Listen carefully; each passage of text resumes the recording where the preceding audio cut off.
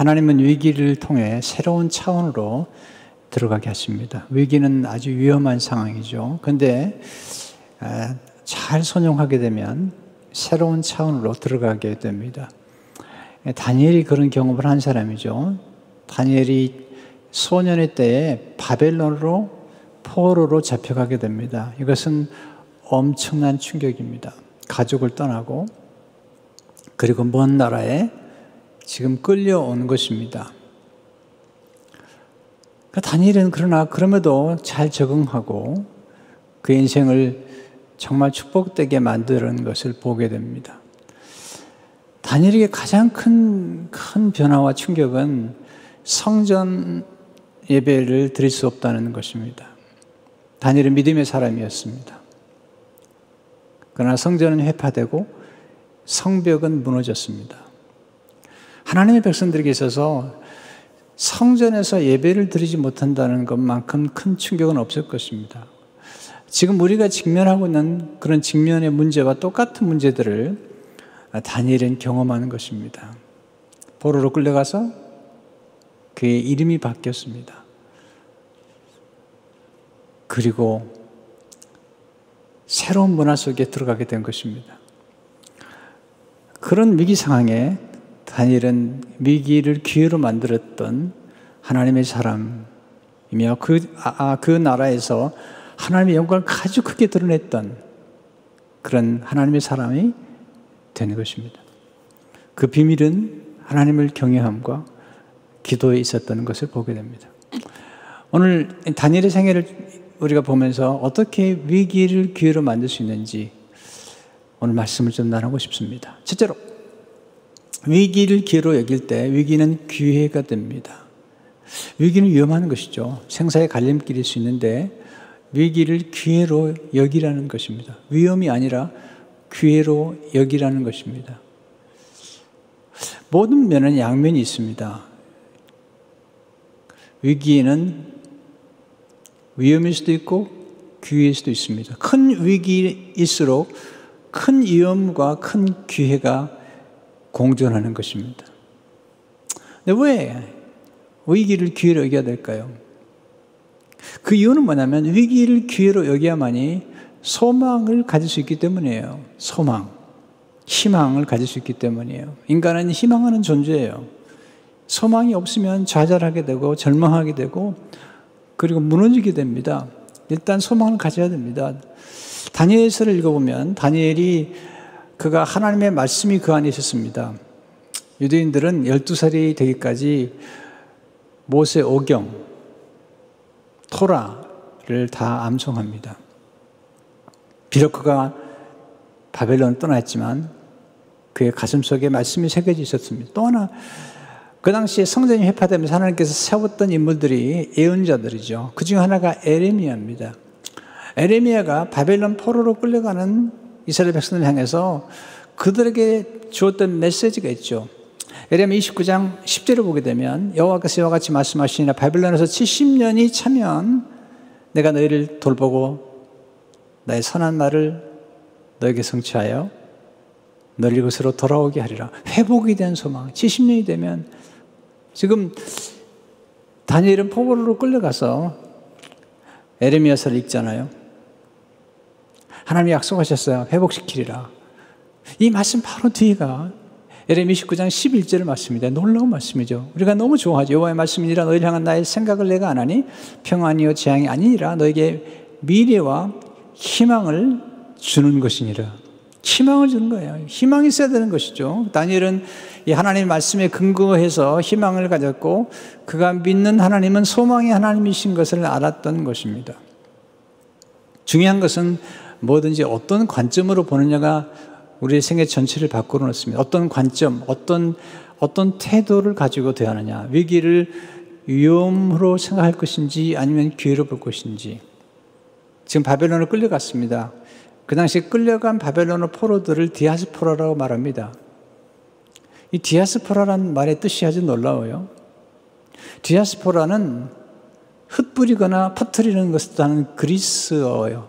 말입니다. 헬라어 말이죠. 특정 민족이 자의적이든지 타의적이든지 기존에 살던 땅을 떠나 다른 지역으로 이동하는 현실이 있었습니다. 이걸 디아스포라라고 그러죠. 우리 한국 사람들 가운데 지금 전 세계에 흩어져 있는 이민자들이 거의 한 720만 명이 된다고 그러잖아요. 지금 더 많이 볼 수도 있겠죠. 다니엘은 이민자였습니다. 그는 원하지 않은 이민을 떠났지만 나중에 깨달은 것입니다. 뭘 깨달았을까요? 다니엘은 생각했던 이민자는 버려진 것이 아니라 심겨진 것입니다. 이민자는 버려진 것이 아니라 삶의 지경이 넓혀진 것입니다. 전 세계를 향해서. 또한 이민자는 버려진 것이 아니라 사명을 위해 보냄을 받은 것입니다. 사실 다니엘의 전체 시각에서 보게 되면 다니엘은 굉장한 경험을 한 것입니다. 제가 다니엘서를 묵상하다가 다니엘이 만약에 바벨론 포로로 끌려오지 않았다면 그런 굉장한 축복과 그리고 새로운 차원에서 인생을 살지 못했을 것 같아요. 제가 한 7가지를 나열해 봤습니다. 첫째, 그는 위기를 통해 새로운 나라에 여행할 수 있는 기회가 주어진 것입니다. 새로운 나라에, 바벨론이라는 나라에. 둘째로 그는 바벨론에 유학의 기회가 주어진 것입니다. 여러분, 많은 사람들이 유학 가고 싶어 하잖아요. 셋째로 그는 왕을 위해 일할 수 있는 기회가 주어진 것입니다. 왕을 위해서 일하잖아요. 넷째로 하나님의 도우심을 경험했어요. 또한 그는 기도의 능력을 체험한 것입니다. 굉장히 놀라운 경험이죠. 또한 그는 하나님의 미래 계획, 하나님의 미래 전체적인 경륜, 하나님의 나라, 예수 그리스도 오심에 대한 것들을 그는 계시를 받았고 경험하는 것입니다. 뿐만 아니라 많은 사람을 옳은 길로 인도할 수 있게 되었어요. 수많은 사람들이 다니엘 때문에 하나님을 믿게 되잖아요. 제가 너무 지나친 상상력을 발휘했다고 생각하십니까? 아닙니다. 성경 읽어보십시오. 다니엘이 그 위기를 경험함으로써 놀라운 기회를, 새로운 차원의 삶을 경험했던 것입니다. 두 번째, 두려움을 극복한 고요한 영혼이 위기를 기회로 만듭니다. 다니엘을 보면 항상 고요해요. 다니엘에게 크게 3번의 위기가 옵니다. 1장도 위기죠. 포로로 끌려갔으니까요. 그리고 채식을 하다가 잘못하면 죽을 수도 있거든요. 하나님 도와주시죠. 2장은 더 위기예요. 왕이 꿈을 꿨는데 꿈이 생각나지 않은 것입니다. 그래서 꿈을 해석하고 꿈을 알아내고 해석하지 않으면 바벨론의 지혜자들을 다 죽이겠다는 것이죠. 그 속에는 다니엘도 포함되었고 다니엘의 세 친구도 포함되었던 것입니다. 세 번째 기회는 6장에 나오죠. 왕이 30일 동안 어떤 신에게나 누구에게 구하면 그는 사자굴에 죽는 것입니다. 그러나 이런 3번의 위기를 다 다니엘은 잘 극복해냅니다. 특별히 오늘 다니엘서 2장 우리가 보고 있습니다. 왕이 꿈을 꿨는데 꿈이 생각나지 않은 것입니다. 은밀한 것이었는데, 그래서 그 당시에 박수들, 술객들을 다 불러 모았습니다. 오늘로 말하면 무속인들, 역술인들 다 불러 모아가지고 얘기하는 것입니다. 내가 꿈을 꿨는데 꿈이 생각나지 않는다는 것입니다. 꿈을 얘기하고 꿈에 대한 해석을 말해달라는 것입니다. 이 역술인들이, 이 무당들이, 박수들이 얘기합니다. 왕이시여, 그것은 신들이나 하는 것이지 인간이 할 수 있는 건 아닙니다. 그리고 여지껏 왕들이 꿈을 얘기한 다음에 해석해달라고 부탁했지 꿈도 얘기하지 않으시고 해석해달라는 것은 이것은 불가능한 일입니다. 왕이 대노합니다. 얘기합니다. 만약에 내 꿈과 해석을 가져오지 않으면 너희 몸을 쪼갤 것이며 죽음이죠. 너희 몸을 쪼갤 뿐이라 너희 가족들과 재산들을 기름더미에 넣겠다는 것입니다. 보세요. 위기는 굉장히 위험하게 온 것이죠. 죽음. 그리고 가족까지도. 그러나 반면에 왕이 이렇게 얘기합니다. 내 꿈을 해석해내면 내가 그 사람에게는 선물과 상과 영광을 주겠다는 것입니다. 자, 항상 위기는 양면이 있다는 사실 알아야 됩니다. 위험하죠. 죽을 수 있습니다. 그러나 동시에 기회입니다. 상을 받을 수 있고 선물을 받을 수 있고 왕의 영광을 누릴 수 있는 그런 기회가 온 것이죠. 사실 왕의 이 분노는 대단한 것입니다. 그 당시에 왕의 권세는 대단한 것입니다. 왕이 화가 났습니다. 아니 너희들이 나라에서 주는 녹을 먹으면서 술객으로 박수로 그리고 이렇게 지내는데 내 꿈을 알아맞히지도 못한다면 너희는 가짜라는 겁니다. 죽이라는 것입니다. 다니엘 12장 12, 13절을 보게 되면 왕이 이로 말미암아 진노하고 통분하여 바벨론의 모든 지휘자들을 다 죽이라 명령하니라. 왕이 명령이 내림에 지휘자들은 죽게 되었고 다니엘과 그 친구들도 죽이려고 찾았더라. 급박한 상황이에요. 다 죽게 생겼습니다. 네, 2장 14절을 보십시오. 그때 왕의 근위대장 아리옥이 바벨론 지휘자를 죽으러 나가며 급박한 상황입니다. 다니엘은 알고 있습니다. 그러나 그는 아주 고요합니다. 아주 침착하게 위기를 잘 대처하기 시작합니다. 여러분, 두려움 감정은 아주 위험한 것입니다. 우리가 감정을 경험하죠. 인간이기 때문에 두려움 감정을 사실 날마다 경험해도 그렇게 말해도 과언이 아닌 것 같아요. 지금 같은 팬데믹 상황에서 두려움을 경험하지 않은 사람이 누가 있겠습니까? 네. 이분 목회자들도 두려운 감정이 생기는 것입니다. 그러나 이 두려운 감정을 경계해야 됩니다. 왜냐하면 두려움 감정에 마비가 되어버리면 생각이 명백하지 않습니다. 그리고 믿음도 아주 쇠약해져 버리는 것입니다. 분별력을 상실해 버리는 거예요. 어떻게 행동해야 될 것인가는 아이디어가 떠오르지 않죠. 다니엘은 어떻게 극복했을까요? 첫째로 하나님을 알고 경외할 때 두려움을 극복할 수 있죠. 네, 하나님을 알았던 것입니다. 하나님에 대한 지식이 탁월한 것입니다. 하나님을 정말 알게 되면 나머지는 문제가 되지 않습니다. 다니엘서 11장 32절을 보게 되면 오직 자기 하나님을 아는 백성은 강하여 용명을 떨치리라. 하나님 아는 지식. 스펄전 목사님은 여호와를 경외하는 것, 하나님을 경외하는 것이 얼마나 중요하냐면 하나님을 경외한 마음속엔 다른 두려움이 들어올 틈이 없습니다. 하나님께 대한 경외심으로만 마음을 다스려야 합니다. 그렇게 될 때 우리를 얽어매었던 모든 다른 두려움을 떨칠 수 있습니다. 네, 맞습니다. 크게 두려우신 하나님이 우리 마음에 거하시면 세상의 두려움들은 들어올 수가 없는 것이죠. 떠날 수밖에 없는 것이죠. 두 번째는 하나님의 섭리를 믿을 때 두려움을 극복할 수 있습니다. 하나님의 절대 주권과 섭리를 믿을 때 다니엘은 비록 포로로 끌려갔지만 바벨론 땅에 하나님의 섭리가 있는 걸 알았습니다. 아니, 바벨론 땅에 가보니까 거기 하나님이 계셨던 거예요. 그의 궁중에. 네. 하나님이 함께 하신 걸 경험했던 것입니다. 그는 에레미야를 통해서 바벨론 하나님의 뜻이 있는 걸 알았습니다. 이게 중요한 거거든요.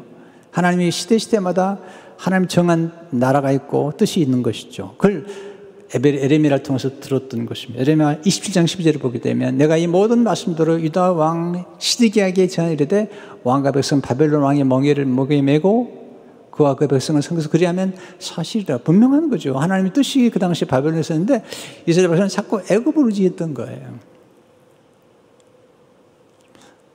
다니엘이 알았습니다. 하나님의 절대 주권 가운데, 하나님의 절대 섭리 가운데 지금 바벨론에서 그가 포로로 끌려갔지만 바벨론 땅에 하나님의 관심이 있다는 사실을 알았습니다. 그리고 이 모든 것이 합력하여 선을 이룰 줄 알았던 것입니다.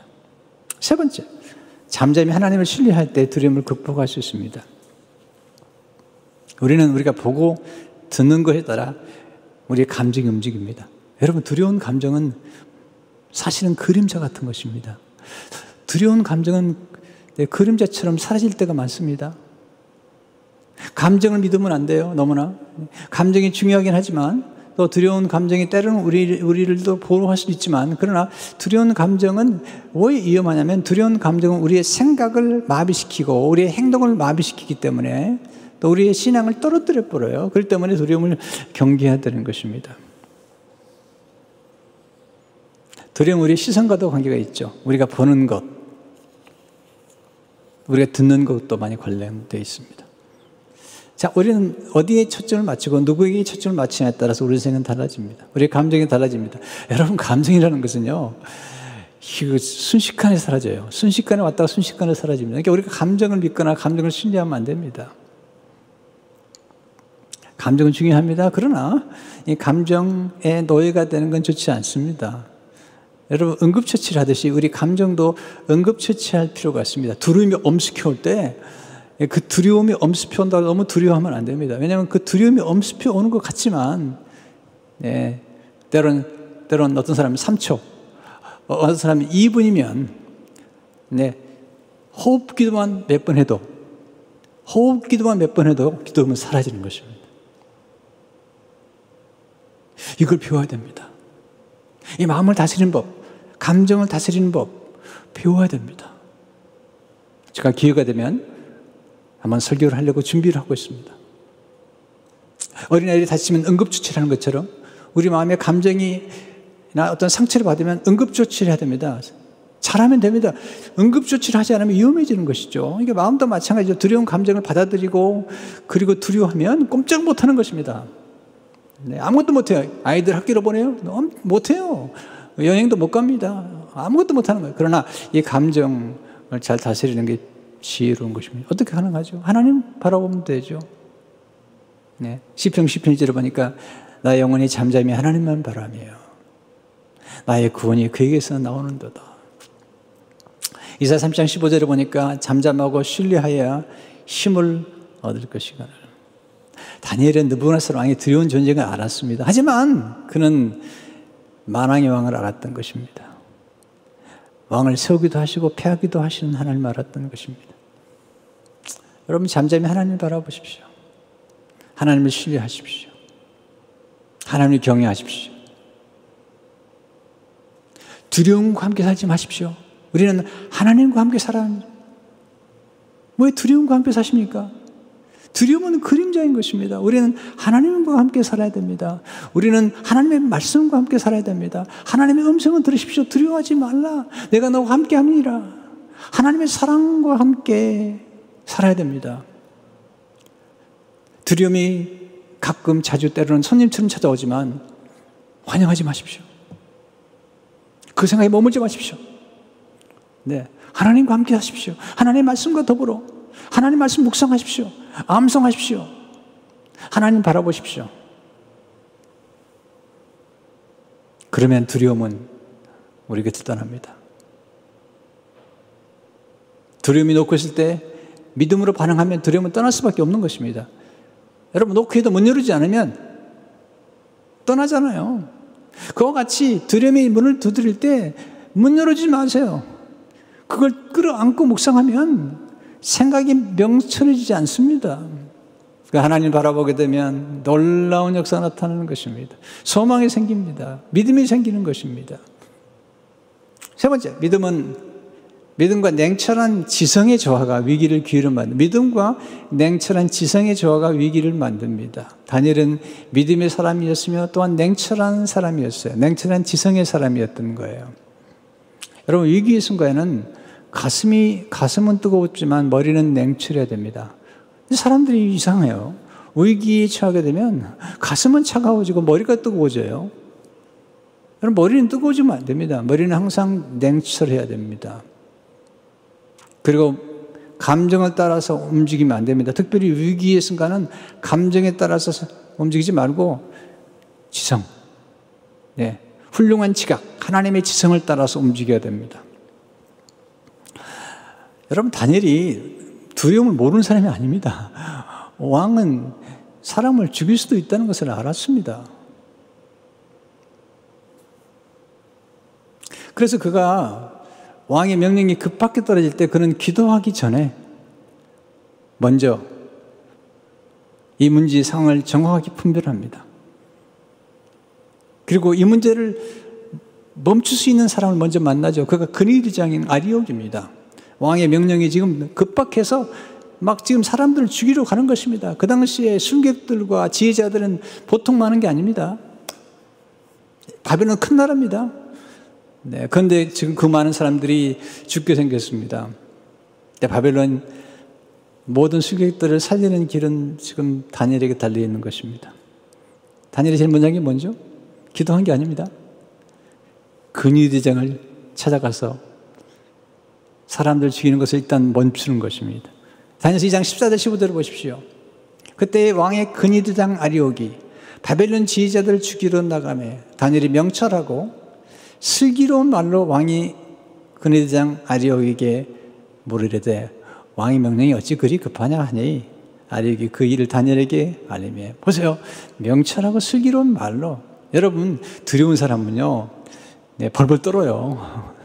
명철할 수 없어요. 슬기로운 말을 할 수 없어요. 그런 두려움을 극복하고 고요하게 하나님을 신뢰하면서도 그리고 아주 명철하게 이 문제를 해결해 나갑니다. 그리고 이 근위대장을 생각하게 만들어요. 어떻게? 질문을 통해서. 15절 다시 보세요. 다니엘이 왕의 근위대장 아리옥에게 물어 이르되 왕의 명령이 어찌 그리 급하냐 하니 물어 이르되 질문했어요. 질문을 생각하게 만드는 것이죠. 그랬더니 대답을 하죠. 두 번째, 작은 조치를 먼저 취함으로 위기를 기회로 만드십시오. 여러분, 아무것도 할 수 없는 위기의 순간에 때로 있을 수 있지만 그러나 조금만 생각하면 뭔가 위기의 순간에도 조치를 취할 수가 있는 것입니다. 여러분, 불이 나면 불일 때 꺼야 되는 것입니다. 아말렉이 이스라엘 백성을 공격했습니다. 그때 모세가 기도하러 올라간 게 아닙니다. 여호수아를 보내서 전투에 내보냅니다. 그리고 기도합니다. 불을 꺼야 됩니다. 다윗이 아기스 왕 앞에서 아기스 왕이 그를 죽이려고 하니까 우선 미친 척 하는 것입니다. 불을 끄는 것입니다. 거기서 미친 척 하지 않으면 죽는 거예요. 그건 두려워서 미친 척 한 게 아닙니다. 그건 지혜에 속하는 행위입니다. 위기 상황에 먼저 불을 끄는 것입니다. 여러분, 위기의 순간에 필요한 것은 분별력입니다. 분별력. 가장 필요한 건 탁월한 분별력이 필요한 것입니다. 무엇을 먼저 하고 그 다음에 나중에 하고 누구를 만나고 무슨 말을 하며 말할 때 얼마나 슬기롭게 말한 것을 아는 분별력. 위기의 순간에 필요한 것은 순발력입니다. 속도입니다. 속도. 여러분, 평소에 저는 속도보다는 방향을 강조하지만 보세요. 뇌졸중에 걸렸다. 쓰러졌다. 그때는 정말 빨리 가야 됩니다. 병원에. 급박한 상황은 빨리 병원에 가야 됩니다. 위기의 순간에 시간을 놓치면 안 되는 것입니다. 위기의 순간에 필요한 것은 행동력이죠. 움직여야죠. 생각만 하면 돼. 빨리 찾아가야죠. 그래서 작은 조치를 먼저 취하는 것입니다. 일단 시대를 멈추게 만드는 것입니다. 그런데 아무나 찾아가지 않습니다. 전 다니엘서 읽다가 다니엘이 정말 탁월하다는 생각을 했습니다. 왜냐하면 다니엘이 지금 1장에 보면요, 다니엘을 도왔던 사람이 있습니다. 다니엘이 아주 잘하는 사람이 있는데 그는 환관장 아스바나스입니다. 그가 도와줬거든요. 환관장이면요, 높은 사람입니다. 그런 나라에서 우리나라도 보지만 내시의 장이잖아요. 근데 지금은 그가 환관장을 찾아가는 게 아닙니다. 지금 이 문제를 지금 해결할 수 있는 해결자는 지금 근위대장입니다. 왜냐하면 근위대장이 지금 칼자를 쥐고 사람을 죽이러 가는 것이에요. 그러니까 지금 다니엘이 누구를 찾으러 가냐면 그가 잘 알고 있는 그가 친한 환관장이 아니라 이 문제를 해결할 수 있는 근위대장을 찾아가서 멈추게 하는 것이죠. 그리고 왕을 만나잖아요. 왜? 그 당시에 왕을 만나게 할 수 있는, 이 문제로 왕을 만나게 할 수 있는 사람은 왕이 직접 명령을 내린 근위대장이기 때문에 찾아간 것이죠. 다니엘 10장 10절을 보십시오. 다니엘이 들어가서 왕께 구하기를 시간을 주시면 왕에게 그 해석을 알려드리다 하니라. 시간을 주시면 시간을 벌죠. 그리고 나서 보세요. 어떤 문장 선생님 일단 문제를 해결하세요. 긴급 조치를 하라고 말이죠. 그리고 나서 그 다음 단계를 해결해 가는 것입니다. 제가 나오미와 루스 얘기를 했잖아요. 베들레헴 오니까 먹을 게 하나도 없어요. 루시 뭐 하죠? 이삭을 죽으러 가는 겁니다. 네, 거기서 뭐 기도하는 게 아닙니다. 기도는 나중에 하는 거예요. 우선 이삭을 주어야 됩니다. 우선 먹어야지 그 다음 길이 열릴 거 아닙니까? 이 긴급 조치를 하거나 작은 조치를 하는 것 자체를 신앙이 없는 사람으로 그렇게 폄하하지 마십시오. 다니엘이 지금 신앙이 없습니까? 얼마나 신앙이 깊은 사람이지만 그 위기에 처해서 일단 불을 끄는 것입니다. 이게 지혜죠. 네 번째, 합심해서 드리는 중보기도가 위기를 기회로 만듭니다. 오늘 사실 이 말씀을 드리고 싶은 것입니다. 다니엘이 왕과 만난 다음에 기한을 정한 다음에 친구들 찾아가죠. 이렇게 경건한 기도하는 친구를 둔 사람들은 행복한 사람들이죠. 다니엘의 새 친구 정말 행복한 사람들이죠. 왜? 함께 기도할 수 있기 때문에. 기도 부탁을 합니다. 17절 18절 보세요. 뭐라고 기도 부탁을 하는지. 이에 다니엘이 자기 집으로 돌아가서 그 친구 하나냐와 미사엘과 아사라에게 그 일을 알리고 하늘에 계신 하나님이 이 은밀한 일에 대하여 불쌍히 여기사 다니엘과 친구들이 바벨론의 다른 지혜자들과 함께 죽임을 당하지 않게 하시기를 그들로 하여금 구하게 하니라. 중보기도를 부탁합니다. 그런데 중요한 것은 여기서 중보기도를 부탁할 때 구체적으로 기도를 부탁한 것입니다. 첫째로 왕의 꿈속에 담긴 은밀한 일을 알려주시도록 부탁합니다. 왕의 꿈속에는 은밀한 일을 알려주시도록. 둘째로 하나님이 그들을 죽음에서 건져내 주시도록 기도를 부탁하잖아요. 셋째로 하나님 왕과 약속한 시간 안에 응답해 주시도록 중보기도를 부탁했습니다. 왜 이렇게 기도할 수 있었을까요? 그는 에레미야 말씀을 기억했던 거예요. 에레미야 33장 3절에 보면 너는 내게 부르짖으라 내가 내게 응답하겠고 내가 알지 못하는 크고 은밀한 일을 내게 보이리라. 에레미야서에 보면 나오잖아요. 지금 크고 은밀한 일입니다. 깊고 은밀한 일입니다. 왜냐하면 왕이 은밀한 일을 생각하다가 지금 꿈을 꾼 거예요. 그 꿈을 지금 알고 싶은 거예요.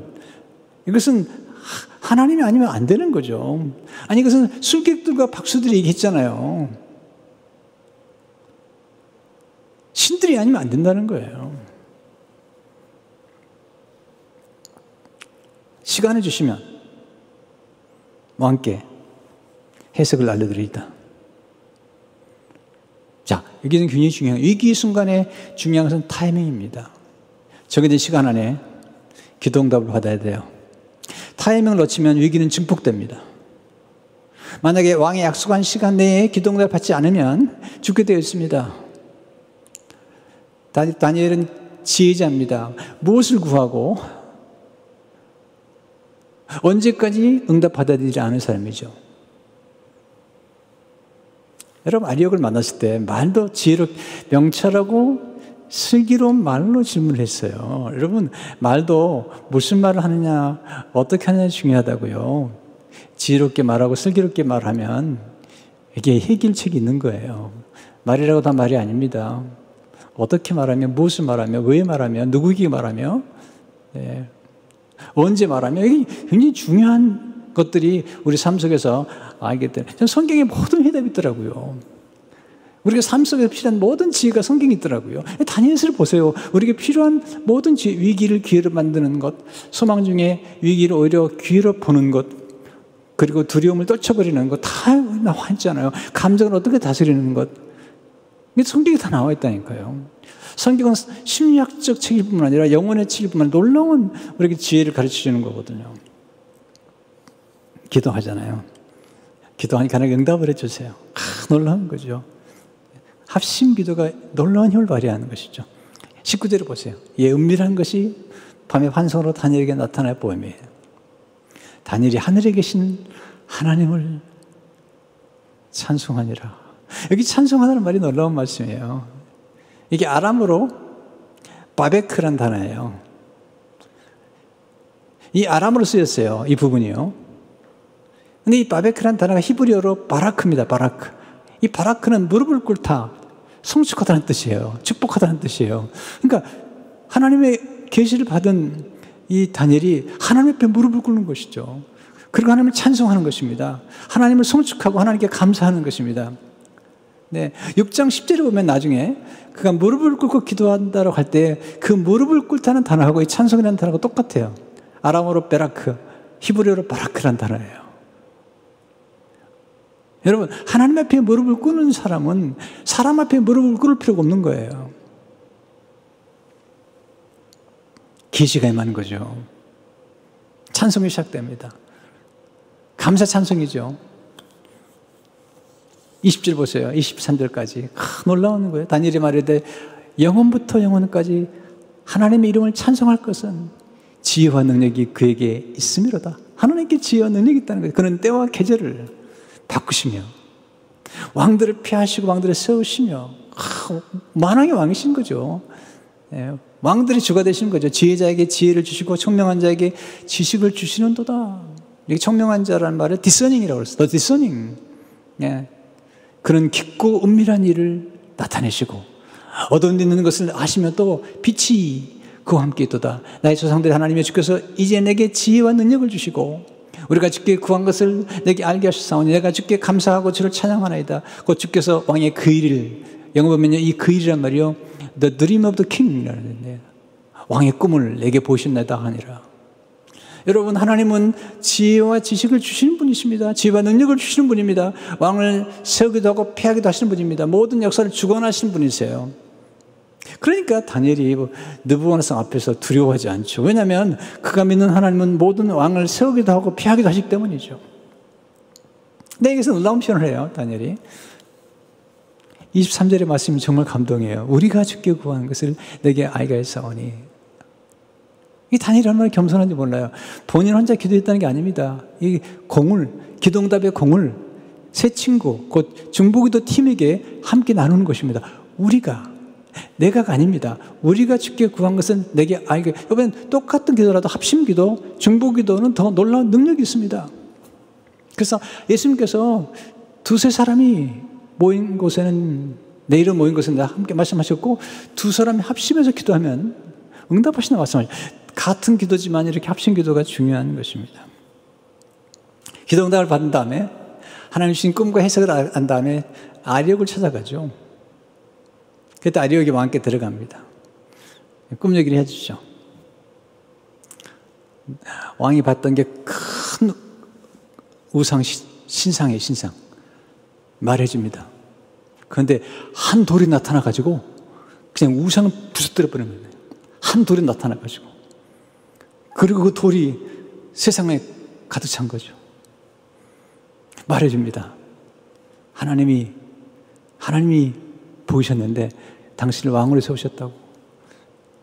근데 하나님이 이 왕들을 부수시고 영원한 나라를 세우신다고. 영원한 나라, 하나님의 나라, 킹덤을 세우실 거라고 보여줍니다. 너무 놀란 거죠. 왜냐하면 자기 꿈을 알 뿐만 아니라 꿈을 해석해 주니까 다니엘 앞에 엎드려 경배를 해버려요. 하나님도 아닌데. 다니엘서 2장 40절에 보세요. 이 느부갓네살이 엎드려 다니엘에 절하고 명하여 예물과 향품을 그에게 주게 하니라. 여기 절한다는 말이에요. 이거 그냥 예배하는 것으로 나왔어요. 왜 그랬을까요? 그 당시 수사들이 말했거든요. 왕한테, 왕이시여, 이것을 아시는 것은 신들입니다, 신들. 다니엘이 신으로 보이는 거죠, 신으로 보이는 거죠. 나머지는 다 가짜라는 거죠. 수객들, 수사들이 다 가짜예요, 가짜. 우리나라에요, 지금 이 무속인들과 역술인들이 얼마나 많은지 아십니까? 목회자는 등록된 목회자가 14만 명인데요. 이 무속인과 역술인이 회원자만 30만 명, 비회원자가 50만 명, 그리고 전체로 지금 파악한 게 한국에서 파악한 겁니다. 정부에서 파악한 게 100만 명입니다. 이거 보세요. 한국 사람 50명당 한 명씩 지금 이 무속인이 있는 거예요. 네. 점쟁이들이 100만 명이 먹고 사는 거예요. 여러분, 기가 막힌 얘기잖아요. 하나님을 믿는 게 아니라 점쟁이들이에요. 무속인들이에요. 무당이라니까요. 역술이라니까요. 그 당시에 바벨론 땅에 있었던 사람들이에요. 바로 이 우상을 섬기고, 네, 이 사람들인데, 지금 보세요. 다니엘이 하나님을 잘 믿으니까, 하나님의 영광을 드러내고, 하나님께 정말 하나님을 존귀케 만든 거잖아요. 난 좀 슬퍼요. 아니, 100만 명이나 되는 무술인들을 찾아가는데 사람들이 교회는 뭘 하고 있는 걸까?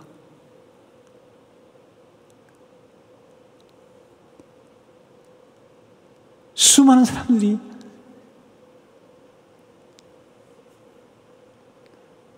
무당을 찾아가고 점쟁이를 찾아가고 무속인과 역술인을 찾아가는데 그 숫자가 100만 명이라는데 우리는 기도해야 됩니다. 우리 한국교회가 다시 한번 일어서야 됩니다. 이민교가 일어서야 됩니다. 목회자들이 성령이 충만해서 하나님의 말씀을 증거할 때마다 하나님 놀라운 역사가 나타나야 됩니다. 사람들이 무당을 찾아가지 않고 하나님의 교회에 와서 살아계신 하나님을 만나야 됩니다.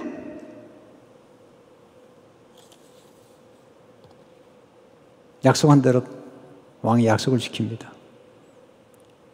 2장 48절 49절을 보시면 왕이 이 다니엘을 높여 귀한 선물을 많이 주며 그를 세워 바벨론 온 지방을 다스리게 하며 또 바벨론 모든 지혜자의 어른을 삼았으며 왕이 또 다니엘의 요구대로 사드락과 메삭과 아벳느고를 세워 바벨론 지방 이를 다스리게 하였고 다니엘은 왕궁에 있었더라. 놀랍잖아요. 여러분, 큰 위기 속에는 큰 기회가 담겨 있습니다.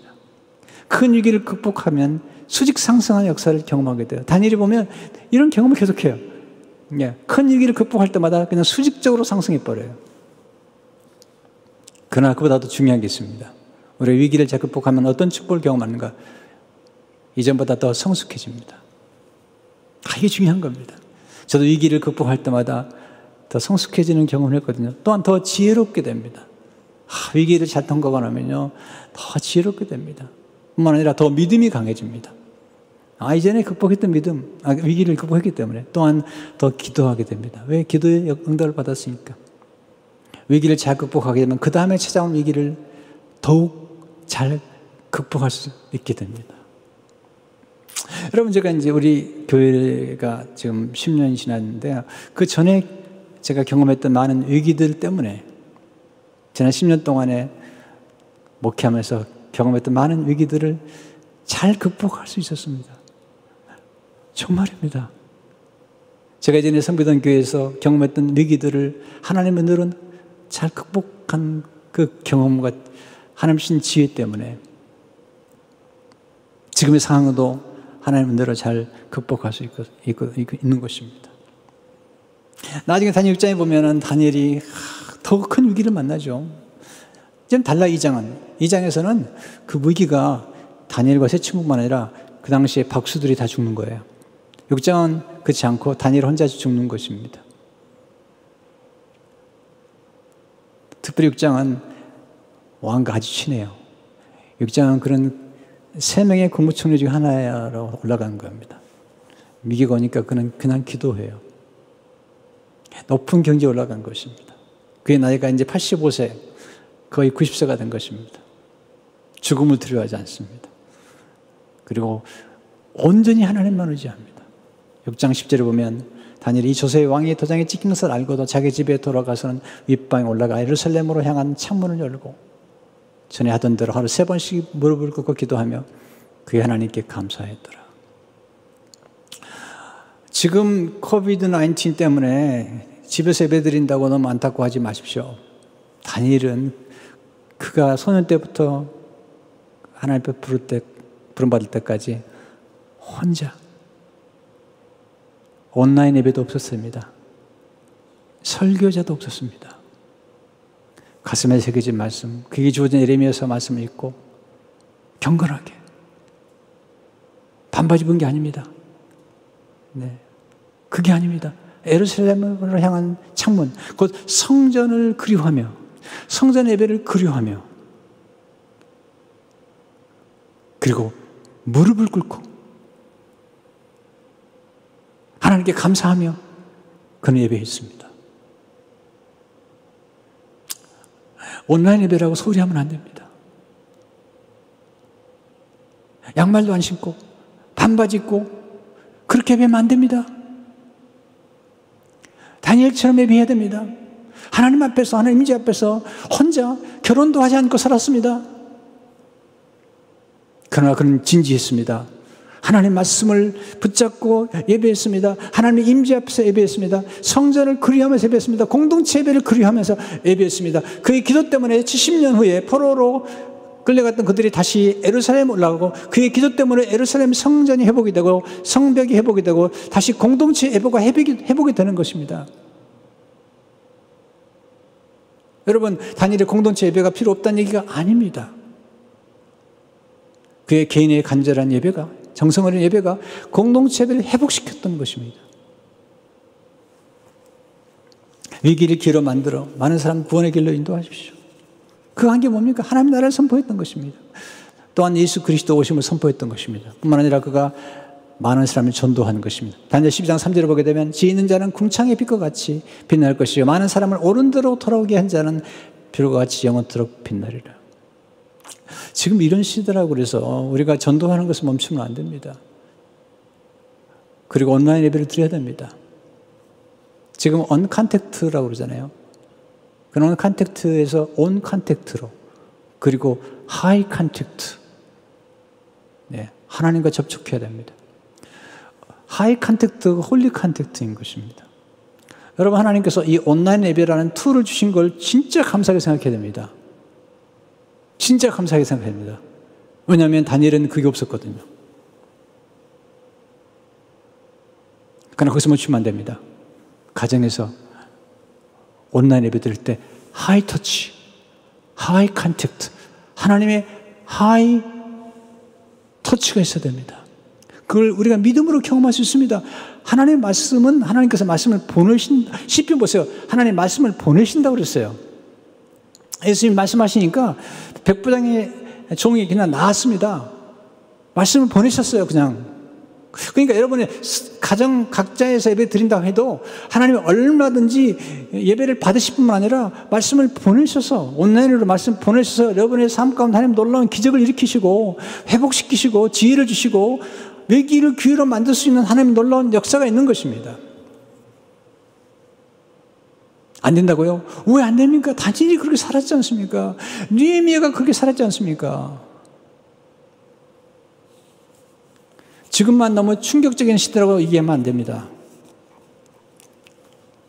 그렇게 불평하거나, 노노노, 역사를 보셔야 됩니다. 초대교회가 성전에서 모였나요?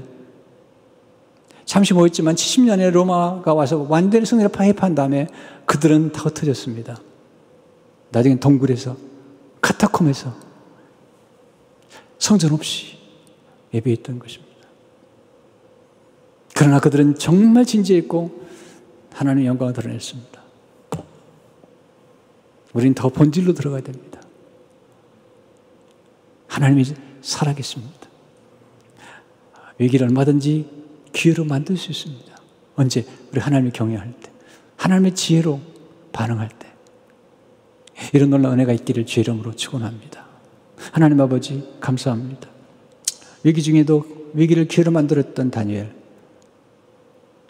두려움과 함께 살지 않고 하나님과 함께 살았고 하나님의 말씀과 함께 살았고 하나님의 사랑과 함께 살았던 다니엘,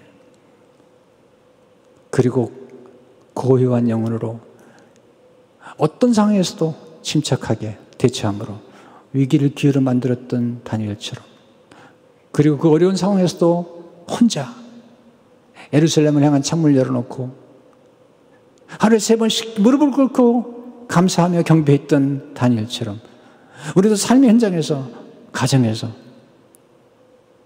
공동체 예배를 기다리면서, 기대하면서 예배하도록 축복해 주옵소서. 예수 이름으로 기도하옵나이다. 아멘.